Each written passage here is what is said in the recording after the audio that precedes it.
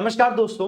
आप में से जो भी बच्चे ये तैयारी करते हैं बैंक एग्जाम, एसएससी एग्जाम और अदर ऐसे एग्जाम्स की सरकारी नौकरी में आपका सिलेक्शन दिलाते हैं, तो दोस्तों इन सभी में एक कॉमन चीज होती है। वो होती है समय रहते प्रिपरेशन को कर लेना। तो आज मैं उसी समय रहते प्रिपरेशन कैसे की जाए, इसके बारे में आज मैं वीडियो आपके लिए लेकर आया हूं। आज हम इस वीडियो में जानेंगे कि 2025 में बैंक के जो क्लर्क के पेपर होते हैं, उन क्लर्क के पेपर के लिए तैयारी कैसे की जाए। और आपका तुरंत सवाल आया होगा कि सर क्लर्क के लिए क्यों, पीओ की बात भी करिए। तो दोस्तों पीओ के लिए मैं वीडियो कर चुका हूं, उसका लिंक डिस्क्रिप्शन में दिया हुआ है। इस वीडियो को देखने के बाद उस वीडियो को भी देख लीजिएगा ताकि आपको डिफरेंस भी क्लियरली समझ में आए, है ना। अब बैंक क्लर्क 2025 में जो भी होंगे उन सब में qualifications, age limit, exam stage, cut off किस तरीके से जाती है और सिलेबस, इन सब पर हम डिस्कशन करेंगे। ठीक है, तो आइए वन बाय वन शुरू करते हैं। सबसे पहले आप में से सभी लोग ये जानेंगे कि पेपर होते कौन कौन से हैं, है ना, और उसकी हम एज लिमिट जानेंगे। तो क्लर्क का ना ये ब्रॉडली तीन एग्जाम्स की मैं बात कर रहा हूं। ये ब्रॉडली है, कहने का मतलब ये नहीं कि they are the limited three ones, not at all. इसके अलावा भी एग्जाम्स होते हैं जो क्लर्क लेवल के होते हैं, बट ये जो तीन है ये बड़े एग्जाम्स हैं, यहां पर ज्यादा वैकेंसीज होती हैं। जैसे कि सबसे पहले है आईबीपीएस क्लर्क। अब ये आईबीपीएस क्लर्क है जिसमें एज लिमिट 20 से लेकर 28 होती है। तो अगर आप 20 से 28 के बीच में फॉल कर रहे हैं 2025 में, दोस्तों आप एलिजिबल हैं कि आईबीपीएस क्लर्क में जब आप पेपर देते हो तो जितनी भी नेशनलाइज्ड बैंक्स हैं उन बैंक्स में क्लर्क की पोजीशन में दोस्तों आप सारे के सारे लोग यहां पर आएंगे। अब आईबीपीएस क्लर्क का हालांकि नाम भी बदल दिया गया है, वो कस्टमर एसोसिएट हो चुका है ना। तो थोड़ा बहुत वर्किंग प्रोफाइल में डेफिनेटली चेंजेस होंगे, बट वो है वो क्लर्क। जिससे दूसरा है एसबीआई क्लर्क। एसबीआई क्लर्क को भी हम जूनियर एसोसिएट कहते हैं। अब इसका एग्जाम करवाता तो आईबीपीएस ही है, बट एसबीआई का अलग से एग्जाम होता है एसबीआई क्लर्क के लिए स्पेशली। आईबीपीएस क्लर्क का एग्जाम एक होता है जो सभी बैंक्स के लिए होता है, जैसे पंजाब नेशनल बैंक है, ये नेशनलाइज बैंक हो गई, है ना। आप इसमें गए, बैंक ऑफ इंडिया में आप जाते हैं, इंडियन ओवरसीज बैंक में जाते हैं, तो इन सभी बैंक्स के लिए एक एग्जाम होता है आईबीपीएस क्लर्क, और एसबीआई के लिए अलग से एक एग्जाम होता है जो होता है एसबीआई क्लर्क। दोनों में ही एलिजिबिलिटी सेम है। अब एक और एग्जाम होता है जिसको हम बोलते हैं आईबीपीएस आरआरबी क्लर्क। आरआरबी का मतलब है रीजनल रूरल बैंक्स, यानी कि ग्रामीण बैंक्स।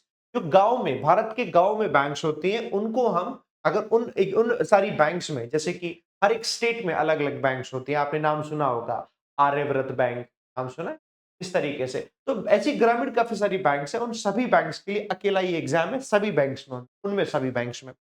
तो इसकी एलिजिबिलिटी देखो और अलग है थोड़ी, वो है 18 से स्टार्ट है, 28 तक है सभी में। पीओ वाली आप वीडियो देखोगे तो वहां 30 तक होती है, ठीक है, इसमें 28 तक होती है। तो आपने सबसे पहले देखा कि यार ठीक है, हमें समझ में आ गया। दिमाग में तुरंत आया होगा कि सर ये ग्रामीण बैंक का होता तो क्या ये एग्जाम इजी होता है? हाँ जी, थोड़ा सा इजी होता है, थोड़ा सा कंपैरेटिवली इजी होगा। तो अगर आप ग्रेडिंग करूं इसकी, तो नंबर 1 इजी में आपके सामने ये आएगा, यानी कि आईबीपीएस का आरआरबी क्लर्क। नंबर 2 में आपके सामने आएगा आईबीपीएस का क्लर्क, और नंबर 3 पर आना चाहिए आपका एसबीआई क्लर्क। ग्रेडिंग ये सबसे इजी होता है, ये थोड़ा उससे मॉडरेट होगा, ये उससे भी थोड़ा मॉडरेट होगा। बात रही सैलरी की, तो समथिंग समथिंग सिमिलर सैलरी होती है सभी में, लेकिन हाँ इससे थोड़ी सी ज्यादा सैलरी इसमें होगी और इससे थोड़ी सी ज्यादा सैलरी इसमें होगी। सैलरी क्या होता है कि एसबीआई में आपको पर्क्स मिल जाते हैं, एक्स्ट्रा बेनिफिट्स काफी सारे मिल जाते हैं। तो चलो हमें सबसे पहले पता चल गया एलिजिबिलिटी में एज लिमिट क्या है।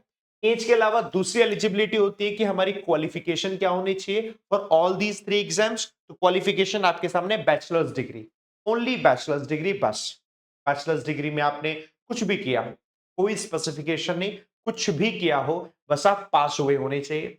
ना ही यहां पर ऐसा पूछा जाता है कि पर्टिकुलर इतना आपका परसेंटेज होने चाहिए, ऐसा भी कुछ नहीं है ना, कि 60% होनी चाहिए जैसे कि आरबीआई में होता है, आरबीआई के एग्जाम में वैसा कुछ नहीं है ना, बस आप पास होने चाहिए। अब ये बैचलर्स डिग्री में एक सवाल आता है कि सर अगर हमने इग्नू से बैचलर्स डिग्री की हुई है ना, हम डिस्टेंस एजुकेशन से पढ़ रहे हैं, तो क्या हम एलिजिबल है? Obviously you are eligible. Not only distance education, in fact किसी भी यूनिवर्सिटी से आपने ग्रेजुएशन किया हो, किसी भी मोड में किया हो, if it is recognised by the government of India, तो आप एलिजिबल हैं। ग्रेजुएट हैं आप एलिजिबल हैं। ठीक है, ये एकदम बिल्कुल क्लियर हो गया आपके लिए, बिल्कुल एकदम क्लैरिटी के साथ में। तो हमारे पास क्वालिफिकेशन है जो कि समझ में आ चुका है, absolute. Okay, now the exam stage इतना शानदार है इसका कि मजा आ जाएगा, क्योंकि इसमें सिर्फ 2 ही स्टेज होती हैं, है ना। तीनों एग्जाम में 2 ही स्टेज होती हैं, और इन स्टेज में भी एक कैच है, उसको बड़े ध्यान से सुनना, है ना। में भी एक कैच है, मैं आपको वो बताता हूं। जैसे कि देखो, सबसे पहले मैंने आरआरबी के बारे में लिखा है, आप देख पा रहे हो इन तीनों में प्री मेंस तो है। अभी जो आरआरबी है ना, आरआरबी का प्रीलिम्स आता है, और इस प्रीलिम्स में सिर्फ 2 ही सब्जेक्ट होते हैं ओनली। एक होता है क्वांट्स, जिसको आप मैथ्स कहते हैं, और दूसरा होता है रीजनिंग। ओनली 2 सब्जेक्ट, बस 2 ही सब्जेक्ट आते हैं, यानी क्वांट्स और रीजनिंग आपने दिया, ये आपका प्रीलिम्स हो गया। आप जब मेंस में आएंगे तो मेंस में आपके सामने क्वांट्स भी है, आपके सामने रीजनिंग भी है, आपके सामने जनरल अवेयरनेस भी है, आपके सामने कंप्यूटर्स भी है, और आपके सामने एक ऑप्शन और है, वो है इंग्लिश का। मेरा नाम विशाल परिहार है, मैं इंग्लिश ही पढ़ाता हूं, है ना। तो ये आरआरबी के एग्जाम में आपको एक बेनिफिट होता है मेंस में। जब आप मेंस में जाते हैं, मेंस में आपके पास ऑप्शन है, you can choose either English language और Hindi language, you can choose any one. आप एक को चूज करके उसमें एग्जाम दे सकते हैं। इफ यू थिंक यार मेरा इंग्लिश सर इतना अच्छा नहीं है, मुझे हिंदी में एग्जाम देना है, और अगर आप बाकी भी ऐसे एग्जाम्स की प्रिपरेशन करते हो जहां पर हिंदी आती है, आपने हिंदी की प्रिपरेशन की है, आपके स्टेट लेवल एग्जाम्स हैं उसमें आपने प्रिपरेशन की है, that means this will be your best choice. आपके लिए बेस्ट चॉइस है, आप हिंदी चूज करिए, इंग्लिश चूज, कोई भी चूज कर सकते हो, तो आपके पास ऑप्शन है। एंड अगर आपको लगता है कि मैं स्टेट लेवल एग्जाम नहीं देता हूं, मैं बैंक के ही एग्जाम्स देता हूं, बैंक के ही एग्जाम्स को टारगेट कर रहा हूं, जैसे कि आईबीपीएस का क्लर्क, एसबीआई का क्लर्क, एलआईसी का असिस्टेंट, आरबीआई का असिस्टेंट, है ना, ऐसे करके, तो आप इंग्लिश चूज कीजिएगा, क्योंकि उसके लिए आपने इंग्लिश पढ़ी होगी, तो आपके लिए फिर इंग्लिश इजी रहेगा। हिंदी सुनने में लगता है कि इजी है, क्योंकि we are talking in Hindi, हम हिंदी में बात करते तो लगता है, लेकिन हमें उसके लिए पढ़ना पड़ेगा, हिंदी व्याकरण को अच्छे से पढ़ना पड़ेगा, इतना आसान नहीं है ना।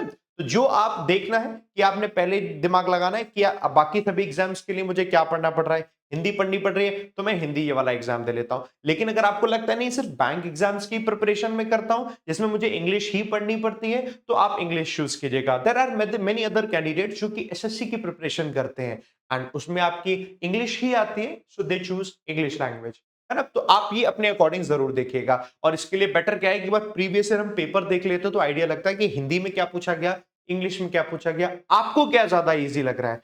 और ये करने के लिए क्या करना है, बस यूट्यूब पर लिखना है previous year paper English RRB by Vishal sir, आपको मेरी वीडियो मिल जाएंगी। ठीक है, ऐसे ही हिंदी लिखिएगा तो हिंदी के टीचर्स की वीडियो मिल जाएंगी, एन नंबर ऑफ वीडियोस मिल जाएंगी यूट्यूब पर, आप उसको आइडिया लीजिएगा। ठीक है, ओके। तो नेक्स्ट पॉइंट आता है हमारे सामने, और इसमें बता दो स्टेज बस 2 ही हुई, एक ऑब्जेक्टिव हुआ और उस ये प्रीलिम्स में, और वही ऑब्जेक्टिव होता है मेंस में, फाइनल सिलेक्शन, बस और कुछ नहीं है, उसके बाद फाइनल सिलेक्शन, है ना। तो इसमें जो भी आपकी कट ऑफ जाती है, बहुत ध्यान से सुनना, जो भी कट ऑफ आपकी यहां से निकलेगी वो सिर्फ क्वालिफाइड नेचर की होती है, मतलब क्वालिफाइंग नेचर की होती है। आपको यहां पर सिर्फ क्वालिफाई होना है, जो भी स्कोर बनेगा सिर्फ और सिर्फ ओनली मेंस में जो भी आया है ना, सिर्फ इसी से ही स्कोर बनता है, और कुछ करने की जरूरत ही नहीं है, हो गया अपना काम। Now come to IBPS clerk, 2 stage यहां भी हैं, प्रीलिम्स और मेंस, और ये दोनों ही स्टेज में है क्या कि 3 पेपर आते हैं। देखो बताता हूं, प्रीलिम्स में क्या आता है, में क्वांट्स आती है, रीजनिंग आती है, और इसमें इंग्लिश आती है ना। सिर्फ आरआरबी में ही 2 आता है, क्वांट्स और रीजनिंग प्रीलिम्स में, बाकी आईबीपीएस क्लर्क में क्वांट्स, रीजनिंग और इंग्लिश तीनों आती हैं। ठीक है, वही जब मेंस आ जाता है तो मेंस में करंट अफेयर्स और जनरल अवेयरनेस ये जुड़ जाता है, एक एडिशनल सब्जेक्ट जो आपका मेंस हो जाता है, और इसमें भी 2 ही स्टेज हुई, और उसके बाद क्या हुआ, आपका फाइनल सिलेक्शन। और दोनों में आप देख रहे हो ऑब्जेक्टिव पेपर ही होते हैं, objective objective computer based objective, कोई डिस्क्रिप्टिव नहीं होता। डिस्क्रिप्टिव सिर्फ और सिर्फ पीओ के पेपर में होता है, आईबीपीएस पीओ, एसबीआई पीओ। और कमाल की बात है, आरआरबी का जो पीओ होता है ना, रीजनल रूरल बैंक्स, उसमें भी डिस्क्रिप्टिव नहीं होता, है ना। चलो, बाकी तो पीओ वाली वीडियो देख लेना, डिस्क्रिप्शन में मैंने लिंक लगाया हुआ है। इसके अलावा आते हैं हम एसबीआई पर, तो दोस्तों एसबीआई में भी सेम ऐसा ही रहता है, प्रीलिम्स में सेम, इसमें भी क्वांट्स, रीजनिंग, इंग्लिश ये होता है, और मेंस में एक एडिशनल ऐड हो जाता है, क्वांट्स रीजनिंग, मैं लिख दे रहा हूं, क्वांट्स रीजनिंग इंग्लिश, और करंट अफेयर्स और जनरल अवेयरनेस जीए, ऐसे करके। ठीक है, ऐसे करके बनता है। ठीक है, तो ये आपने ऐसे समझ लिया कि क्या हमारा पूरे तरीके से एग्जाम स्टेज होती है, कैसे कैसे करके हमें आगे बढ़ना है। चलो अच्छी बात है। अब हम इसके बाद आएंगे दोस्तों ये सब्जेक्ट्स तो हालांकि मैंने पहले ही आपको बता दिए, यूजुअली प्रीलिम्स में 3 रहते हैं, बट आरआरबी के केस में ये इंग्लिश नहीं रहता, बाकी सब में रहता है। ये आपके सामने मेंस में रहते हैं। अब मैं आपको बता दूं कि इन सब्जेक्ट्स के बाद इसका सिलेबस कैसे कंप्लीट करेंगे। तो दोस्तों, सिलेबस कंप्लीट करने के लिए मैं आपको ये गाइड कर सकता हूं कि मैथ्स में किन टीचर्स की वीडियो को फॉलो करो, वो टीचर्स कहां पर पढ़ा रहे हैं, वो टीचर्स कब कब कैसे कैसे पढ़ा रहे हैं, ताकि आप उनकी एक एक चीज को फॉलो कर पाओ, है ना। ऐसे ही रीजनिंग में और ऐसे ही जीए में। बाकी इंग्लिश का मैं आपको अभी यही बता देता हूं कि इंग्लिश में कैसे आपको फॉलो करना है। देखिए, ये हम आते हैं यहाँ पर सिलेबस में। तो इंग्लिश जो है 3 हिस्सों में डिवाइड होती है। एक हिस्सा होता है ग्रामर का, एक हिस्सा होता है वोकैबुलरी का, और एक हिस्सा होता है रीडिंग का। वोकैबुलरी यानी कि वर्ड्स हो गए सारे के सारे, ग्रामर यानी जो नियम हो गए सारे, और रीडिंग मतलब आपकी कॉम्प्रीहेंड करने की पावर, समझने की, अंडरस्टैंडिंग की जो पावर है कि आपने जो सब कुछ लिखा हुआ वो समझ में आ रहा है कि नहीं, जो सेंटेंसेस बने हुए हैं वो ढंग से बन पा रहे हैं कि नहीं। ये हमारे और तीनों हिस्सों में बनता है, और इन्हीं से हमारे क्वेश्चंस बनते हैं। जैसे कि देखो, मैं आपको बताता हूं। सबसे पहले हमारे सामने ग्रामर में क्या क्या हिस्सा बनता है। पहला बनता है एरर डिटेक्शन। ये सेंटेंसेस दे दिए जाते हैं, उसमें से एरर पूछ लिए जाते हैं। ये आपका प्रीलिम्स में भी आता है और मेंस में भी आता है, दोनों में आता है। दूसरा आता है सेंटेंस इंप्रूवमेंट। सेंटेंस दे दिए जाते हैं ग्रामर के, कहते हैं इसे इंप्रूव करो। ये प्रीलिम्स और मेंस दोनों में आता है। अब इसे करने के लिए आपको ग्रामर के चैप्टर्स पढ़ने होंगे, जो ग्रामर के चैप्टर्स आपने 10th क्लास में पढ़े थे, जैसे कि नाउन, प्रोनाउन, है ना, adjective, adverb, verb, tense, articles, conjunction. ये क्या है? ये ग्रामर के चैप्टर्स हैं, जो कि आपको सिखाते हैं कि ग्रामर कैसे हमें सीखनी है। ये बेसिक होती है। बेसिक्स हमें आपको एक बार पता चल गई, एक बार सीख लिए, उसकी क्वेश्चन की प्रैक्टिस कर ली, तो आप बेसिक्स एक बार सीख गए। बेसिक सीखने के बाद फिर आप क्वेश्चन प्रैक्टिस करते हैं एरर डिटेक्शन और सेंटेंस इंप्रूवमेंट की, और वहीं से ये इंप्रूव होता है, और ये प्रीलिम्स और मेंस दोनों में आता है। जब ये प्रीलिम्स में आता है तो अप्रोक्सीमेटली 5 क्वेश्चंस, यानी 5 मार्क्स का आपका एरर डिटेक्शन आता है, और वही अप्रोक्सीमेटली 5 क्वेश्चन 5 का आपका सेंटेंस इंप्रूवमेंट आता है। तो कहने का मतलब है, वैसे तो टोटल 10 हो गया, बट ऐसा कहने का फिक्स नहीं होता कि 10 ही क्वेश्चन पूछे जाएंगे। 7 भी होते हैं, 8 भी होते हैं, 10 भी होते हैं, लेकिन ऐसे करके आते हैं, तो आपको पता है कि ठीक है, 2-4 कभी कम कभी ज्यादा ऐसे करके पूछे जाते हैं। इसके अलावा ये 2 चीजें और होती हैं। देखो, नाम है सेंटेंस कनेक्टर। सेंटेंस को कनेक्ट कैसे करते हैं, सेंटेंस को स्टार्ट कहां से किए जाते हैं, ये 2 सेक्शन है। ये यूजुअली प्रीलिम्स में नहीं आते, मेंस में आते हैं, दोनों की दोनों यूजुअली। लेकिन ये हमारा सेक्शन ग्रामर का ही है, जिसको हम पढ़ते हैं। ऐसा नहीं कि प्रीलिम्स में कभी आया नहीं, आते भी हैं, तो हम पढ़ते सब कुछ है, क्योंकि प्रीलिम्स में बहुत रेयर देखने को मिलते हैं, जब ये बहुत इजी लेवल का हो जाता है। क्योंकि प्रीलिम्स का जो पेपर होता है ना, थोड़ा इजी लेवल का होता है, मेंस का काफी हाई लेवल होता है, डिफरेंस काफी ज्यादा होता है, इस वजह से। तो ये हमारा हो गया ग्रामर, ठीक है। ग्रामर के अलावा अब आते हैं हम वोकैबुलरी पर। वोकैबुलरी में एक क्वेश्चन बनता है एंटोनम का, एक क्वेश्चन बनता है सिनोनम का। समटाइम्स दोनों क्वेश्चन सिनोनम्स के बन जाएंगे, समटाइम्स दोनों क्वेश्चन एंटोनम के बन जाएंगे। तो हमें एंटोनम्स और सिनोनम्स याद करने हैं। आप लोगों ने अपने स्कूल टाइम में डेफिनेटली याद किए होंगे, बाकी मैं आपको बताऊंगा। सब इतना सारे वर्ड्स हैं, सबको याद नहीं करना। कुछ लिमिटेड वर्ड्स होते हैं जो बैंक एग्जाम में आते हैं। मैं पिछले 10 सालों से पढ़ा रहा हूं दोस्तों बैंक एग्जाम्स को, मतलब 10 साल पूरे नहीं हुए, अभी मई में जाके पूरे होंगे, ठीक है। 10 साल तब पूरे हो जाएंगे, तो फिर भी पौने 10 साल हो चुके हैं मुझे पढ़ाते हुए, और इस पौने 10 सालों में मुझे आइडिया तो लग जाता है ना कि अच्छा इस टाइप के क्वेश्चंस आते हैं, इस टाइप के क्वेश्चंस आते हैं। पिछली बार भी ऑल इंडिया रैंक 1 जो आया था आईबीपीएस पीओ में, वो भी हमारे ही बैच का था। आप यूट्यूब पे सर्च करके देख लीजिए, अमित मंडल, आपको लड़का मिल जाएगा, अमित मंडल, और वो बच्चा पढ़ता था। तो तरीके हमें पता है टीचर्स को कि आप क्या क्या पढ़े, सिर्फ एक लिमिटेड चीज को पढ़ना है ताकि आपका सिलेक्शन हो, सब कुछ नहीं पढ़ना है। दूसरा दोस्तों, इडियम्स एंड फ्रेजेस ये आती हैं, आपको मैं बता दूंगा कौन कौन सी याद करनी होती हैं। ऐसे ही फ्रेजल वर्ब्स होती हैं, आप लोगों ने अपने 10th में जरूर पढ़ी होंगी, ये याद करनी है। वर्ड फिलर्स के क्वेश्चंस आते हैं सेंटेंस में, word fillers, single fillers, double fillers, triple fillers, इस तरीके के सेंटेंसेस आपने पढ़े होंगे, वही आते हैं यहाँ पर भी। वर्ड के यूजेज पूछ लेते हैं कि करेक्ट यूज बताइए या इनकरेक्ट यूज बताइए, वर्ड यूजेज आपको बतानी है। वर्ड स्वैप के क्वेश्चन आते हैं, सही जगह वर्ड लिखा है कि नहीं, ऐसे स्वैप करना पड़ेगा, अरेंज करना पड़ेगा।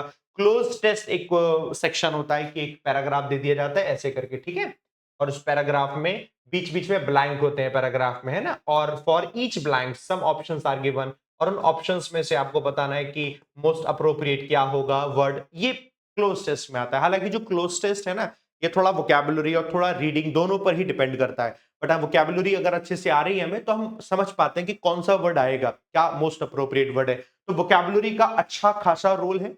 एंड आप ये मान के चलिए 10 के आसपास ग्रामर रहता है, तो 10 के आसपास ही वेटेज रहता है दोस्तों वोकैबुलरी का। 30 क्वेश्चंस आते हैं, 30 क्वेश्चन 30 मार्क्स के।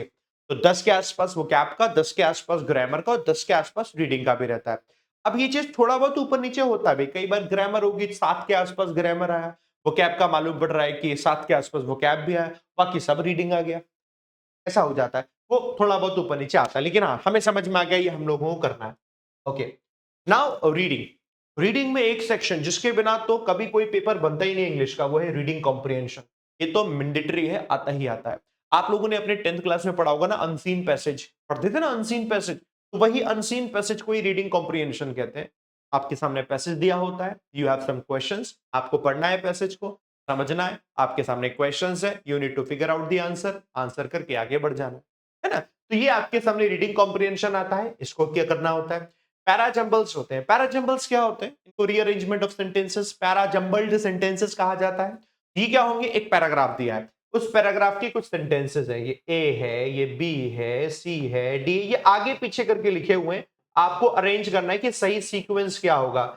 यार सीक्वेंस करेंगे किसी पैराग्राफ को तो शुरुआत क्या होगी, अच्छा सी से होगी, फिर ई आएगा, फिर ए आएगा, फिर एफ आएगा, फिर डी आएगा, फिर बी आएगा। ऐसे करके आपको एक सही सीक्वेंस बताना होता है। ये भी मैं सिखाता हूं, इसे पैराजंबल्स कहते हैं, जिसको पैराग्राफ में जंबल्ड फॉर्म में दे दिया जाता है। ठीक है, पैराजंबल ये रीडिंग पर बेस्ड है। इसके अलावा पैराग्राफ कंप्लीशन आता है। एक पैराग्राफ दिया होगा, वो आधा होगा, अधूरा होगा, तभी तो उसे कंप्लीट करना है ना। ब्लैंक दिए होते हैं, इसे कंप्लीट करो and you have some options. उन ऑप्शंस में कुछ सेंटेंसेस दिए होते हैं, you need to figure out which one is the most appropriate sentence, वो आपको फिल करना है। पैराग्राफ इनकम्प्लीट है, उसे कंप्लीट करना है, पैराग्राफ कंप्लीशन आता है। It is completely based upon your reading ability. आप जितना अच्छे से अपनी रीडिंग को इंप्रूव करके बढ़िया कर सकते हैं, उतना ढंग से आप इसको स्कोर भी कर पाएंगे। पैराग्राफ कंप्लीशन होता है। एक होता है दोस्तों इन्फेरेंस। इन्फेरेंस का मतलब होता है अंडरस्टैंडिंग। इन्फर का मतलब क्या होता है, अंडरस्टैंडिंग, समझना। अब जैसे एक लाइन दे दी गई आपको, ठीक है, आप उस लाइन को पढ़ के देखो क्या इसका मतलब है। ठीक है, आपने उसको देखा, पढ़ के समझ लिया। लाइन में लिखा हुआ ए बोन ऑफ कंटेंशन, इडियम है, आप सब लोग जानते हैं, झगड़े की जड़। तो अब आपने देखा कि ए बोन ऑफ कंटेंशन का मतलब समझ में आ गया क्या है। अब आपके सामने कुछ ऑप्शंस दिए होंगे, छोटे छोटे पैराग्राफ दिए होंगे, आपसे पूछेंगे कि इनमें से बताओ कौन से पैराग्राफ में वही इन्फर हो रहा है जो इस बोन ऑफ कंटेंशन का इन्फर है, यानी दोनों का मतलब सेम होना चाहिए। तो किसी पैराग्राफ में कोई स्टोरी दी हो सकती है, उस स्टोरी को आपको पढ़ना है, क्या वहां पर किसी प्रकार का बोन ऑफ कंटेंशन, झगड़ा या कॉन्फ्लिक्ट वाली बात हो रही है क्या, कॉन्फ्लिक्ट के कोई डिस्कशन हो रहा है क्या, हाँ हो रहा है, तो आपने इन्फर कर दिया। ये तो मैंने एक टाइप बताया है, इट हैज मेनी टाइप्स, और उन टाइप्स को मैं आपको बताता हूं, पढ़ाता हूं कि हमारे आते हैं, ये इन्फेरेंस होता है। वैसे मैं आपको जो भी बता रहा था ना यहां पर और इससे पहले भी, ये सब प्रीलिम्स में भी आते हैं, सारे के सारे मेंस में भी आते हैं, दोनों में आते हैं। और ऐसे जब हम यहां पर आते हैं, ये प्रीलिम्स मेंस दोनों में आता है, ये भी प्रीलिम्स मेंस दोनों में आता है। पैरा कंप्लीशन सिर्फ मेंस में, मेंस ही मेंस में आता है। ऐसी इन्फ्रेंस भी सिर्फ मेंस ही मेंस में आता है।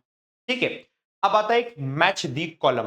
मैच दी कॉलम में आप लोगों ने अब बचपन में मैच दी कॉलम किया है ना, स्कूल टाइम में सेंटेंसेस दिए हैं, मैच करके बताओ कौन सा sentence A B C D F लिखा हुआ है, ए बी सी इधर लिखा है और डी ई एफ इधर लिखा है, आपको मैच करना है कौन सा सेंटेंस किससे मैच हो रहा है, ग्रामेटिकली सही हो और उसका लॉजिकल कॉम्प्रिहेंशन सही हो, बस ये आपके मैच दी कॉलम है। ये मैच दी कॉलम आते हैं, ये प्रीलिम्स मेंस दोनों में आते हैं। तो हमने समझ लिया कि यार किस टाइप के क्वेश्चंस हमारे आते हैं, ये टाइप है, ये मैंने आपको बताया सिलेबस है, इसे हमें करना होता है। इन सबको करने का देखो बेस्ट तरीका बताता हूं। सबसे पहला काम क्या है, इन सभी टॉपिक्स का हमें बेसिक पढ़ना है, फाउंडेशन पढ़ना है। Once you build your foundation, आप फिर ये सीख जाएंगे कि अब जो भी क्वेश्चन बनेगा उनको करने का तरीका यही है। अब जब एक बार फाउंडेशन बिल्ड हुआ, उसके बाद आप करते हैं क्वेश्चन प्रैक्टिस। क्वेश्चन प्रैक्टिस से पता चलता है जो फाउंडेशन हमने सीखा है उससे क्वेश्चन हो पा रहे हैं कि नहीं। और क्वेश्चन प्रैक्टिस कॉन्टिन्यूस करते जानी होती है, उसके कई तरीके होते हैं। पहला तरीका होता है क्वेश्चन प्रैक्टिस हम चैप्टर वाइज करते हैं, जो कि मैं कराता हूं।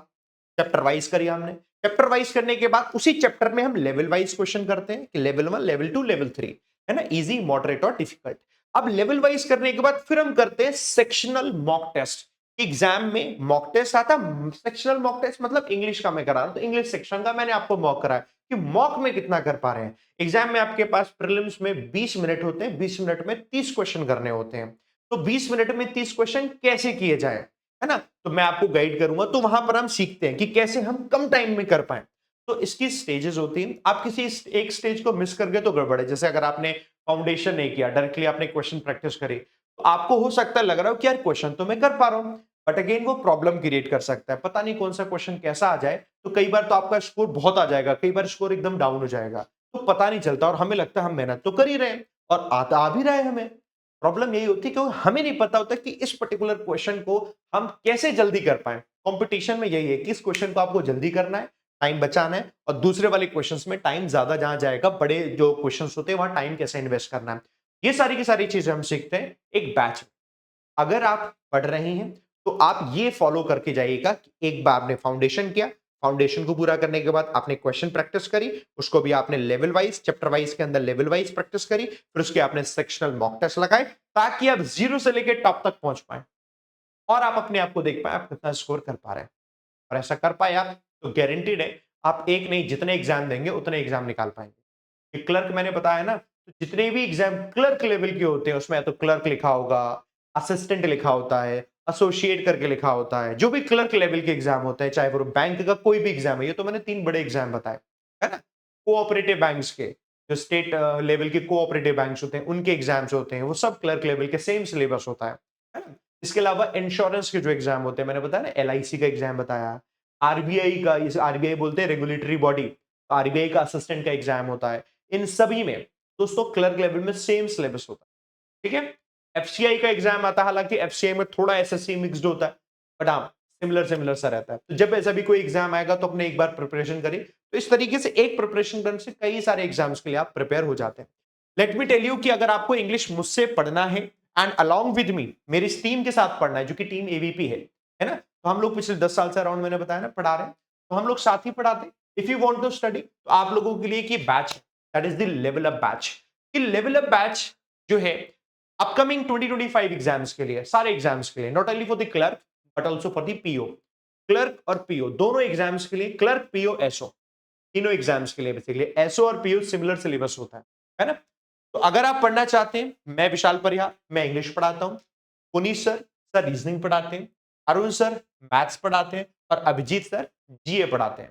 तो हम लोग चारों लोग पढ़ाते हैं दोस्तों। और अगर हम चारों से आप पढ़ना चाहते हो, मैं आपको ये बता दूं, 13 नवंबर से बैच की शुरुआत हो रही है, 13 नवंबर।